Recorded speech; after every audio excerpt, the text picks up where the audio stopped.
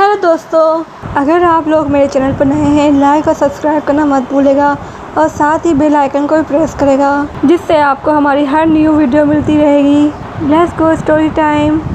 Song बैठे हुए बोल रहा होता है, मेरी माँ मर गई और मेरी माँ के मरने के बाद और चाव भी मुझसे लास्ट बार मिलने के लिए नहीं आई, वो वहीं पर है और अब मैं अकेला हूँ। तो युवान कहता है, तुम अकेले कहाँ हो, तुम्हारे साथ आर्मी है और साथ में भी मैं यानबी का बादशाह हूँ, पर मेरे पास कुछ नहीं है, पता नहीं मेरा फ्यूचर कैसा होगा। और फिर वो युवान से कहता है, शुक्रिया मेरे केयर करने का।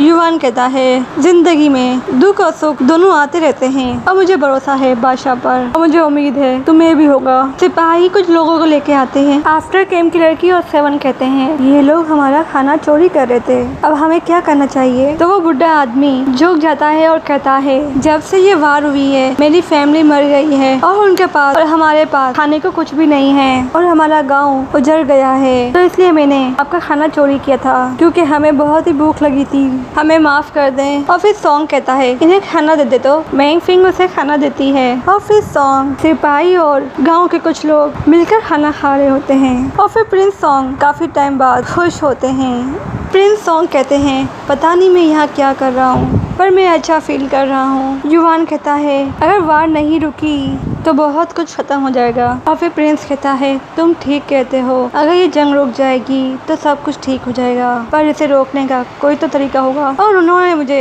यहाँ का बादशाह बना के भेजा है, पर मुझे लगता है उन्हें भी मुझसे छुटकारा चाहिए। तो युवान कहता है, फिक्र मत करो, मैं भी यही फील कर रहा हूँ। और यानसुन और चियांग वो दोनों जंगलों की तरफ आए हुए होते हैं और चियांग कहता है, लगता है कि उन्हें मुझे माफ नहीं किया जब भी वो यहाँ से चली गई। यानसुन कहता है, तुम्हारी हिम्मत कैसे हुई और तुम्हें क्या लगता है कि मैं कौन हूँ। और फिर चियांग अपनी सफाई देता है और फिर चियांग कहता है, मैं आपके साथ लड़ने के लिए शेंगिंग आ गया था, और वो अपनी झूठी सफाई देता है। तो फिर यानसुन कहता है, तुम्हें क्या लगता है मुझे कुछ पता नहीं है, मैं सब जानता हूँ तुमने क्या किया है और मैं तुम्हें वार्निंग दे रहा हूँ, अगर तुमने फिर से यू के साथ कुछ किया तो तुम्हारे लिए अच्छा नहीं होगा। और फिर यानसुन जाने लगता है तो एक सिपाही आकर कहता है, और प्रिंस सॉन्ग यानबी के कुछ ही फासले पर हैं और वो अपने आप को यानबी का बादशाह कह रहे हैं। तो चियांग कहता है, हमें कुछ करना चाहिए, पर यानसुन कोई जवाब नहीं देता क्योंकि प्रिंस एक वक्त में यानसुन का बहुत ही अच्छा दोस्त था।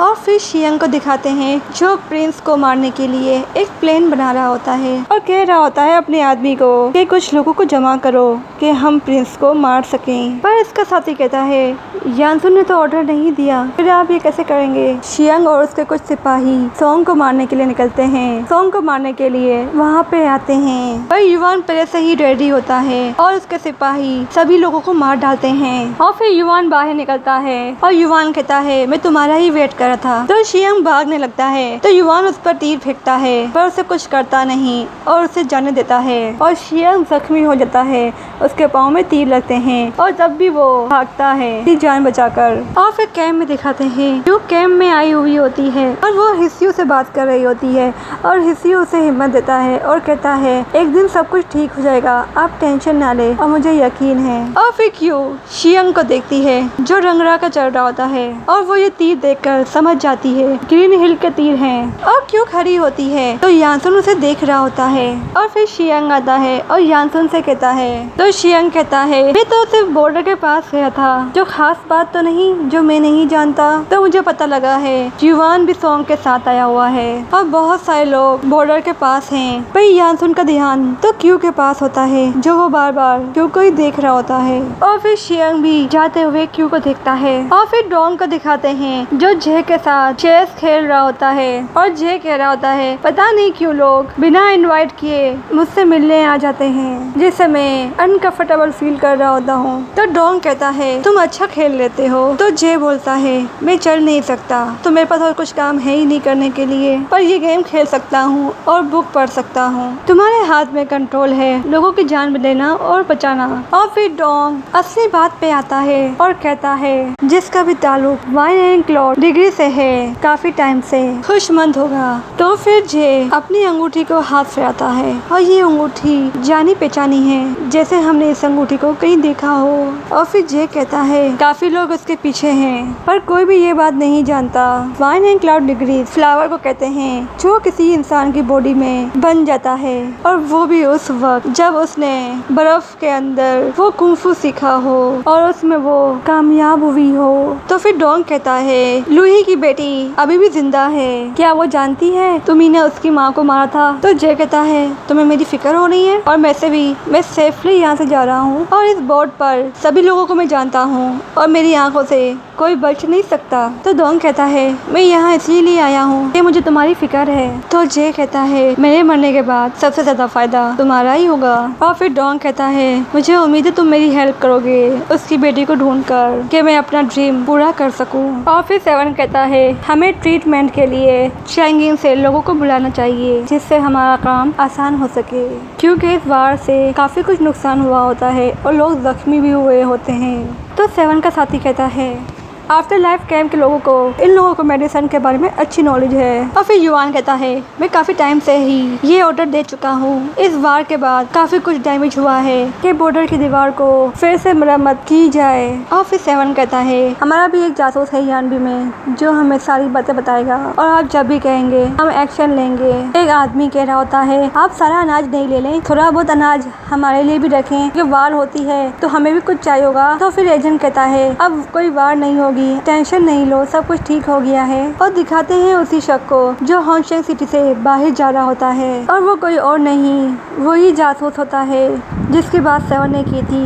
और वो आकर मैंग फेंग से मिलता है और फिर उस आदमी को पता लगता है कि ये युआन के साथी है। और फिर मैंग फेंग उससे एक लेटर देती है और मैंग फेंग कहती है मैं सुबह को तुम्हें यहीं पर मिलूंगी। और वो स्पाई कहता है ठीक है। और अगली सुबह को मैंग फेंग अपने साथियों के साथ आती है आम लिबास में, और मैंग फेंग कहती है मैं अनाज की डिलीवरी करने के लिए आई थी। तो वो सिपाही कहता है तुम्हारे पास फरमान भी होगा। तो फिर मैंग फेंग कहती है नहीं वो तो मेरे पास नहीं है। तो फिर सिपाही कहता है तो तुम जासूस तो नहीं। तो वो जासूस आकर बोलता है नहीं। तो वो जासूस बोलता है तो वो कहता है ये रहा फरमान, और वो उसे फरमान दिखाकर मैंग फेंग को अंदर ले जाता है। क्यों शहर का राउंड लगा रही होती है और उसकी नजर मैंग फेंग पर पड़ती है। मैंग फेंग के सभी लोगों को रोकती है और कहती है कि तुम लोग कौन हो। तो वो जासूस फिर से कहता है हम लोग अनाज डिलीवरी करने के लिए आए हैं। तो फिर क्यों बोलती है ये लड़की कौन है। तो वो स्पाई कहता है कि ये दूसरे गांव से आई है यहाँ अनाज देने के लिए। और फिर मैंग फेंग सबूत दिखाती है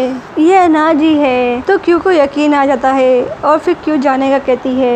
और फिर मैंग फेंग आर्मी के कैंप पहुंच जाती है क्योंकि उसे वहीं पर अनाज की डिलीवरी करनी होती है। और फिर मैंग फेंग चारों तरफ देख रही होती है जैसे वो अपनी आंखों में सारा नक्शा बना रही हो। और फिर वो जासूस कहता है बहुत लेट हो गए हैं तो अब दरवाजा बंद हो गया होगा और आप सबको यहीं पे रुकना होगा एक दिन के लिए। मैं जानती हूँ मेरे पापा ने मुझे कहा था।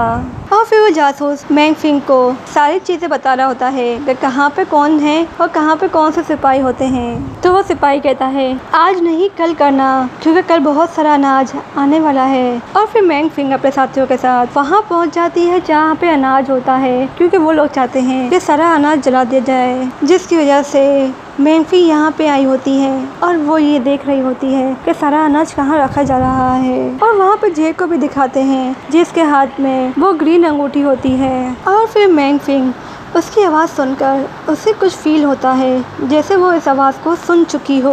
और फिर जे कह रहा होता है ए जैसे मैं एक बिजनेसमैन हूँ कि मुझे तुम्हारी हेल्प करके बहुत ही खुशी हुई। और एजेंट कह रहा होता है कि आप एक बिजनेसमैन ही नहीं है आप एक हीरो भी हैं। और फिर मैंग फेंग को जासूस बता रहा होता है सारा अनाज जे ने भिजवाया है और ये जे की तरफ से है। और वो स्पाई कह रहा होता है सारा यानबी का अनाज यानबी को जे की तरफ से भी अनाज आ रहा है जिसकी वजह से हमें जे को मारना होगा। तो फिर मैंग फेंग कहती है हमें उसे दूर रहना चाहिए। तो स्पाई कहता है ऐसा क्यों। तो मैंग फेंग कहती है मुझे पता नहीं पर हमें उससे दूर रहना चाहिए क्योंकि मुझे लगता है कि वो बहुत ही खतरनाक इंसान है। और फिर जे को दिखाते हैं जो यहाँ से निकल गया होता है। और फिर मैंग फेंग को दिखाते हैं जो सीक्रेटली खत लिख रही होती है और कहती है ये युआन तक पहुँचा दो। तो वो स्पाई बड़ी होशियारी के साथ और वो सीक्रेट लेटर पहुँचाने की बहुत कोशिश करता है पर अचानक से क्यों और उस खत को पकड़ लेती है और जो जो इसमें शामिल होता है उन सभी को पकड़ लेती है और क्यू और इश्यू वहाँ पे खड़े होते हैं और उसकी टीम पूछती है स्पाई से कि कौन है इस सब के पीछे और तुम लोगों का क्या काम है। तो वो स्पाई कुछ नहीं कह रहा होता, तो उस स्पाई को बहुत ही मार रहा होता है और पूछ रहा होता है इन सब के पीछे कौन है और तुम लोग क्या चाहते हो। पर वो स्पाई कुछ नहीं कह रहा होता, तो उसके ऊपर बहुत सारे चाकू बरसाते हैं और फिर क्यू एक सीक्रेट लेटर भेजती है जिससे युवान को लगे ये लेटर मैंग फेंग ने भेजा है। और फिर क्यू हिस्यू को लेटर देती है और कहती है ये पहुंचा दो वहां तक। और 7 आकर कहता है वो लोग सक्सेसफुली वहां पहुंच गए हैं और 9 बजे और सभी अनाज पर आग लगा देंगे। और फिर 7 जा रहा होता है तो युवान उसे रोकता है और फिर युवान खत देखकर समझ जाता है कि ये खत किसी और ने लिखा है और कहता है ये खत फेक है। और फिर 7 हवा में तीर छोड़ता है जिससे सभी एक एक करके सभी लोग तीर छोड़ते हैं से मैंग फिंग को समझ में आ जाए कि उन लोगों को पता चल गया है। और फिर मैंग फिंग भी सभी लोगों को मार रही होती है वहाँ पर। और फिर मैंग फिंग देखती है उसी तीर को देखती है और फिर मैंग फिंग समझ जाती है कि उन लोगों को पता लग गया है, तो वो बाहर जाने के लिए निकलती है। और फिर वो दूर से ही बॉर्डर के दरवाजे को देख रही होती है कि कैसे करके वो यहाँ से बाहर निकले अपने साथियों के साथ। और फिर मैंग फिंग कैसे भी करके हांगचेंग सिटी के बाहर निकल जाती है। पर जैसे ही वो बाहर निकलती है सूल की आर्मी बाहर उनका वेट कर रही होती है और क्यू भी उन लोगों के साथ होती है।